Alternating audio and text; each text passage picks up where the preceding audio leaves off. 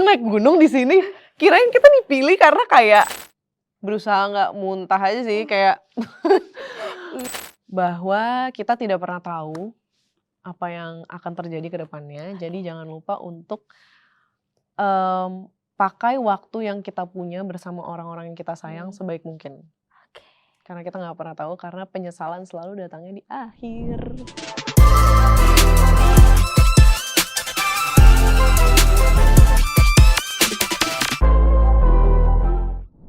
Hai Sobat Grit, balik lagi di program Selebriti Punya Cerita bareng sama aku Utet. Dan mungkin Sobat Grit sudah melihat aku bersama siapa hari ini. Aku bersama Kak Ersha Aurelia. Halo. Dari cast film Dusun Mayit. Betul. Lagi-lagi horor ya. Lagi-lagi horor ya. Betul sekali. Kak Ersha, apa kabar? Baik, puji Tuhan sehat. Sehat ya. Tadi perjalanan ke sini agak-agak hujan sih. Agak hujan dan macet ya. Jakarta biasa. Biasa, nggak kaget ya. Nggak kaget. Nggak bener. kaget. Jadi hari ini kita bakal ngobrol tentang film terbarunya Kak Ersha. Berjudul Dusun Mayit. Mungkin Sobat Grit juga penasaran sih Kak. Boleh di-spill dikit nggak sih ceritanya tentang apa?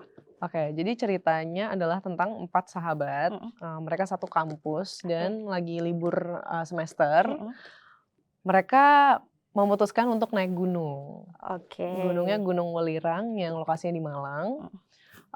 Lalu mereka mulai perjalanan dan karena satu dan lain hal, karena kesombongan Nita juga nih. Oke. Jadinya kita berempat bersinggungan sama Dusun Mayit. Kita tidak sengaja memasuki dimensi lain, yaitu Dusun Mayit. Dan pertanyaan terbesarnya adalah gimana caranya kita untuk pulang kembali ke keluarga kita masing-masing di saat kita terjebak di sana gitu. Nah kalau dari Nita sendiri karakternya seperti apa? Oke, seperti yang tadi aku bilang, Nita ini anaknya lumayan mungkin bisa dibilang manja. Oke. Dia sangat dimanjain sama orang tuanya dari kecil, makanya dia tumbuh menjadi seseorang yang tidak bisa berdiri sendiri ya sebenarnya. Cuman dia ada kesombongan itu, meskipun dia tetap bergantung sama pacarnya, Raka. Oke. Terus dia ada sombong-sombongnya, manja, dan I guess sepanjang film ini dia belajar pendewasaan diri juga gitu.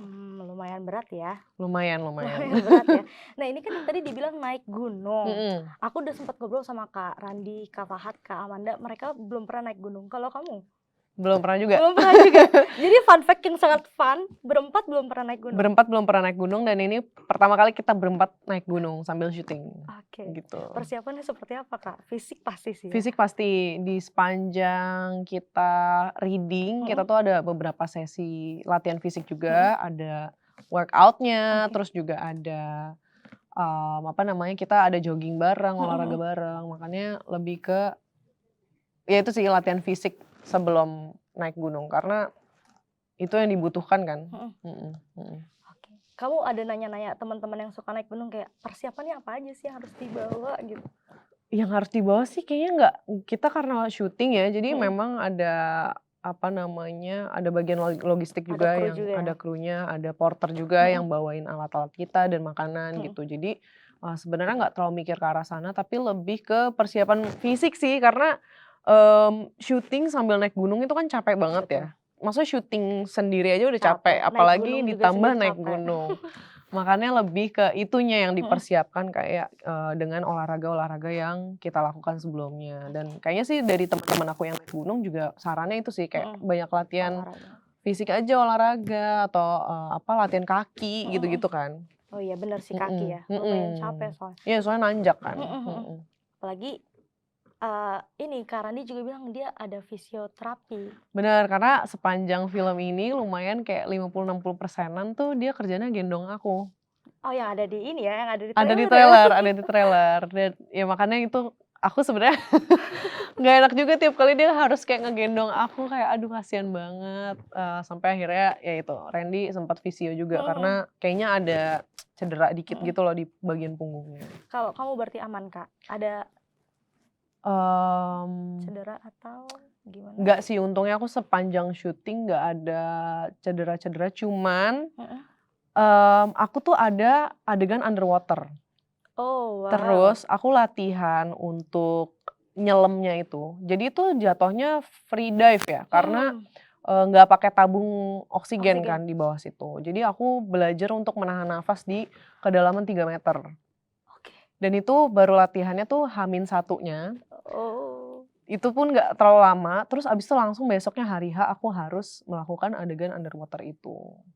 Jadi ada banget paniknya di mana aku pikir tuh masih latihan, tapi mereka udah langsung mau take. Jadi kita turun ke 3 meter, masih dengan tabung oksigen, terus kita kayak aku kayak ditarik untuk memposisikan diri di tempat yang aku harus beradegan. Kameranya juga udah standby begini nih, di dalam air nih. Terus aku panik karena pertama kali ditarik ke bawah, aku kira kita masih yang kayak penyesuaian dulu gitu loh. Ternyata udah kayak mau ready mau take, terus aku kayak, terus di bawah air kan gak bisa komunikasi, gak bisa ngomong. Terus aku kayak, udah naik dulu. Terus akhirnya beneran naik, abis itu kayak, hah ini tuh beneran mau langsung take. Aku panik banget di situ, terus kayak, hah terus ini aku harus nahan nafas berapa lama, karena aku maksudnya kita belum latihan. Oh iya, kamu harus nahan misal 2 menit, semenit. Itu belum di briefing sama sekali. Makanya aku ada paniknya banget di saat ngambil adegan itu. Ya udah, tapi karena kita juga udah kepepet waktu, itu tuh udah menuju pagi, udah jam 12-an malam lah. Maksudnya kan kalau kita lama lagi ya kita kelarnya mau jam berapa gitu kan. Dan adegan underwater tuh nggak cuma aku doang. Ada peran Mbah Surop juga, dia ada adegan underwater. Mbah Surop atau ya pokoknya itulah. Ada beberapa pemain lain yang harus melakukan adegan itu juga. Terus ya udah akhirnya ya udah meyakinkan diri aja sambil doa kayak, Tuhan jangan sampai aku tenggelam malam ini. Kayaknya nggak lucu ya kayak. Dan itu FYI hari terakhir kita syuting. Dan ditutup dengan adegan underwater itu. Jadi ya begitulah, puji Tuhan akhirnya kelar juga dan ya untungnya lancar. Ya meskipun ada beberapa part aku kehabisan nafas, harus naik lagi terus turun lagi. Dan itu kan kayak penyesuaiannya ada prosesnya gitu, nggak bisa instan gitu. Lagi kupingnya juga bisa sakit gitu. Iya benar, jadi turunnya tuh emang harus pelan-pelan dan kita sambil netralisir kuping juga gitu. Nggak bisa langsung turun, kupingnya sakit, iya benar. Berarti itu yang lumayan berat ya Kak? Itu berat, itu aku ngerasa fisikku beratnya di situ sih. Gitu. Dan mungkin ada beberapa, kalau nonton di trailer ada beberapa adegan kesurupan juga yang secara fisik ada kayang lah, ada apa ya kayak gitu-gitu sih, lebih ke fleksibilitas ya yang diuji gitu. Pulang-pulang pegel gak Kak? Lumayan ada banget gitu. Tapi ada satu scene yang menarik perhatian aku sih, yang di toilet. Oh iya. Itu kayak agak kaget kok tiba-tiba hantunya, setannya seperti itu gitu. Iya. Itu waktu tag sendiri kayak gimana Kak? Ada cerita-cerita atau mungkin bisa dibagiin ke sobat? Kebetulan itu tuh scene sempet di retake. Jadi nggak pas syuting tuh pengambilan itu gambarnya nggak kepake dan akhirnya kita harus reshoot lagi adegan itu. Cuman I guess lebih ke apa ya? Berusaha nggak muntah aja sih kayak. Iya sih. Karena darah-darahannya itu kan juga kadang dia ada rasanya, kadang tidak. Nah aku tuh lebih mual kalau dia nggak ada rasanya gitu loh. Kalau ada rasanya kan kayak sirup ya. Kayak kita nggak akan ngebayangin ke arah darah gitu. Iya benar, tapi kalau nggak ada rasanya kita kayak kok tawar-tawar aneh gitu loh. Jadi kayak aku lumayan itu sih challenge-nya untuk tidak membayangkan kayak itu darah beneran. Terus selain itu juga menahan posisi jongkok itu juga pegel ya, Wak. Pegel ya. Pegel itu berapa lama Kak? Pegel banget. Ya ada kali selama pengambilan gambar mungkin setengah jam sampai sejam mungkin aku harus jongkok kayak gitu. Bangun-bangun kram tuh. Lumayan, makanya aku kayak sempet berdiri dulu, duduk dulu, terus kayak menunggu misal ada yang harus di-adjust lagi kameranya dan segala macam. Itu kan juga ada proses, maksudnya nggak langsung gitu ya. Jadi ada nunggu-nunggunya juga gitu.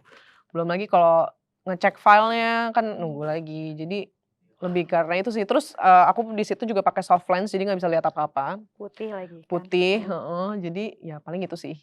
lebih ke segala ya keseruan di scene itulah. Pas nonton trailer aku kayak dari awal masih normal. Tiba-tiba pas bagian kamu kok gini. Aku yang nonton kayak apalagi kamu yang meranin kan. Iya benar-benar. Emang banyak yang komenin scene itu juga sih. Scene itu sih. Emang hitmaker selalu. Hitmaker bener. Selalu. Ada aja part yang kayak di luar logika kita. Benar. Nah ini kan ceritanya tentang tersesat ya Kak di gunung. Kalau kamu sendiri ada pengalaman tersesat nggak? Tersesat. Biasanya kadang-kadang Google Maps menyesatkan. Oh iya Google Maps pasti lah ya. Namanya kita apa ya? Di jalan ada aja. Di jalan ada aja sih belok kelewat. kiri bilangnya kanan. Iya. Kayaknya pasti ada deh. Cuma aku agak lupa ya. Cuman I think overall kehidupanku nggak terlalu berpetualang anaknya. Jadi kayak aku lebih banyak di rumah juga sehari-hari. Jadi kayaknya jarang sih ketemu sama momen tersesat gitu. Oke. Nah ini beradu acting bareng sama Kak Fahad, Kak Randy Martin, Kak Amanda seperti apa? Seru banget lagi, mereka anak-anaknya super duper lucu dan kita ngakak terus setiap hari di lokasi. Terus kita juga main games karena kita kan juga nggak terlalu beda jauh umurnya ya. Jadi lumayan sepantaran, jadi cukup nyambung lah. Kita ngobrol-ngobrol dan ya banyak keseruan di lokasi juga. Iya gitu sih, dan I think yang aku salut sama mereka ini kan cukup banyak yang punya kesibukan lain ya, selain misal syuting kemarin gitu, kayak selama reading juga ada beberapa dari kita yang on off gitu. Tapi aku sangat salutnya karena mereka super duper profesional, tiap kali mereka punya waktu untuk beneran tune in, mereka fokus 100% dan emang beneran pengen kasih yang terbaik. Itu sih yang aku ngerasa, jadi kayak secara tim tuh kita punya sense of belonging yang besar dan ya tim effortnya juga semoga sih berasa ya sama yang nonton, kayak bahwa oh iya ini kita kayak ngelihat beneran sahabat nih gitu. Jadi circle anak gunung ya. Itu yang berusaha kita bangun sih, lebih kayak persahabatannya tuh harus kita kelihatan dekat dan solid gitu. Tapi waktu pertama kali kayak lah gue juga belum pernah naik gunung lagi, ada part kayak gitu gak? Ada banget. Nggak, jadi kita tuh pas reading, kita jadi ada satu games ketika kita lagi latihan itu, dimana kita kayak menyebutkan satu satu pernyataan gitu, misal aku suka mie. Nah siapapun yang suka mie harus nempel sama kita. Nah lucunya ketika kita lagi games itu, salah satu dari kita tuh nyebutin gue nggak pernah naik gunung. Terus kita semua nempel. Terus kita mikir, hah, kita belum ada yang naik gunung di sini. Kirain kita dipilih karena kayak mungkin ada pengalaman atau apa, salah satu dari kita ya. Maksudnya nggak mikirin kalau diri aku sendiri kayak ya udahlah, gue pasti bisa gitu. Kayak kita memaklumi. Tapi kalau yang lain aku kira udah pada pernah. Terus belum, tapi habis itu Amanda langsung naik gunung kan, merbabu. Dia jadi penasaran. Iya karena suaminya kan emang hobi naik gunung. Iya, jadi dia akhirnya terinfluence. Karena kita juga udah latihan tipis-tipis ya di film ini, gitu. Tapi kamu jadi ketagihan, mau lagi naik gunung? Mungkin mau kali ya, cuman aku belum memikirkan kapan. Cuman I think once in my life harus deh, maksudnya harus yang bener-bener naik gunung ya, bukan yang ala-ala. Kalau ini kan ya udah dengan syuting, dengan kita terbantu dengan banyak resource gitu. Tapi kayaknya harus yang bener-bener ya udah gembol, career sendiri, terus nanjak sendiri, ya harus dengan effort sendiri gitu. Perahu bagus sih Kak, gunung perahu ya? Gunung perahu. Kayaknya buat beginner juga oke kan perahu. Sempat kepikiran perahu atau gunung gede? Papandayan ya? Papandayan bisa naik ojek. Sampai pos berapa tuh? Sampai yang di situ. Oh iya, sampai summit. Oh. Jadi dia tinggal jalan aja dikit. Iya. Kalau gunung gede janganlah, kita harus beneran lah. Iya dong. Bawa carrier ya. Iya dong, biar kayak bisa ngerasain oh ternyata secapek ini ya naik turun gunung gitu.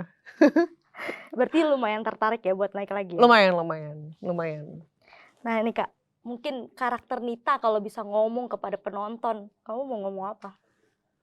Ngomong ke penonton, mungkin message-nya kali ya, yang pengen disampaikan sama Nita mungkin adalah bahwa kita tidak pernah tahu apa yang akan terjadi ke depannya. Jadi jangan lupa untuk pakai waktu yang kita punya bersama orang-orang yang kita sayang sebaik mungkin. Oke. Karena kita nggak pernah tahu, karena penyesalan selalu datangnya di akhir. Gitu. Wah, itu ya, itu dari Nita nih ya. Itu dari Nita. Dari Nita nih ya. Oke, mungkin terakhir Sobat Grit, kalau misalkan menonton film Dusun Mayit itu mulai tayangnya kapan, Kak? Oke, Dusun Mayit akan tayang tanggal 31 Desember 2025. Jadi jangan lupa kita tahun baruan di bioskop aja. Nonton Dusun Mayit Nonton ya. Dusun Mayit karena pastinya bakal seru banget, experience yang seru buat ajak teman, ajak keluarga, ajak pacar, siapapun itu. Ya kan kalau pacaran Kayak, "Au." Au. Bener gitu. Jadi see you di bioskop. Oke, terima kasih banyak Kak Ersya. Terima kasih. Sudah menyempatkan waktu ke Grit ID dan ngobrol-ngobrol bang. Semoga kedepannya lancar-lancar. Amin. Dusun Mayit 1 juta penonton, 2 juta Amin, penonton. semoga box office ya. Amin. Terima kasih banyak Kak. Terima kasih, jangan lupa nonton. Bye-bye Sobat Thank you Sobat Grit. Terima kasih sudah menonton video ini. Jangan lupa subscribe dan aktifkan lonceng notifikasi supaya kamu nggak ketinggalan video terbaru dari Grit.